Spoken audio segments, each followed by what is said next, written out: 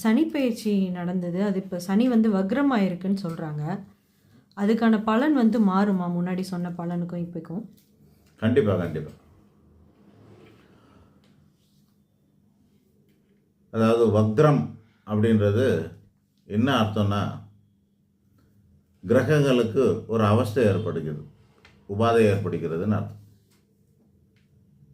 வண்டி வேகமாக போயின்னு இருக்கும்போது டிராஃபிக்கில் மாட்டிக்குது பாருங்கள் ஒரு வண்டி, சில வண்டிலாம் டிராஃபிக் ஜாம் ஆகிற மாதிரி. இந்த சூரியனோட ஈர்ப்பு விகுதியில் கிரகங்களில் வந்து சில குறிப்பிட்ட பாகைக்குள்ளே வரும்போது அவைகளுக்கும் இந்த மாதிரியான பாதிப்புகள்லாம் ஏற்படுறது உண்டு. அந்த பாதிப்பினால் அதோடைய வேகம் தடப்பட்டு பின்னோக்கி இழுக்கப்படுகிறது, பின்னோக்கியும் நகருது. அதுதாங்க வக்கரகதிங்கிறது. அது இந்த ஜூலை மாதம் ஃபர்ஸ்ட் வீக்கில் 4ஆம் தேதி என்னமோ இடம் மாறிச்சு, வக்ரம் ஆச்சு. அது ஒரு 5 மாத காலம் இருக்கும். July, August, September, October, November end வரைக்கும் இருக்குது. இந்த 5 மாத காலத்துக்கு சனி பகவான் வக்கரகதியில் இருக்கார். அப்போ பலன்கள் மாறுபடுமா அப்படின்னா கண்டிப்பாக மாறுபடும். யாருக்கெல்லாம் மாறுபடும் அப்படின்னா, இந்த சனி பகவானை பொறுத்த வரைக்கும் 3ஆம் இடம், 6ஆம் இடம், 11ஆம் இடம், இந்த 3 இடத்துல இருப்பவர்களுக்கு மட்டும் நன்மையை செய்யும்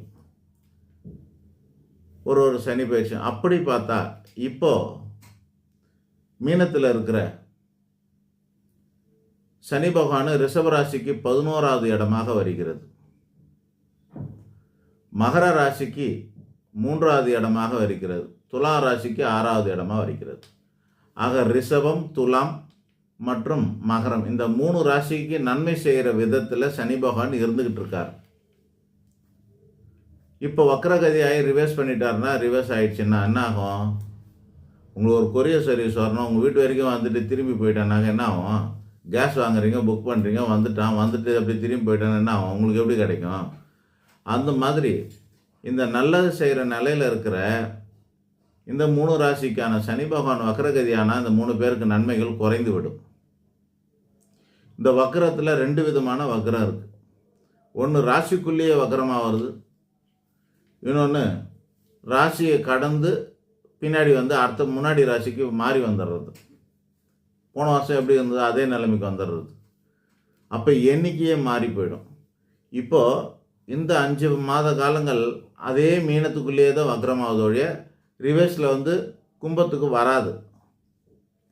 அப்போது ஒரே ராசியில் வரக்கூடிய இந்த ரிவர்ஸ் கீர் இதுதான். சம்டைம்ஸ் என்ன ஆகும்?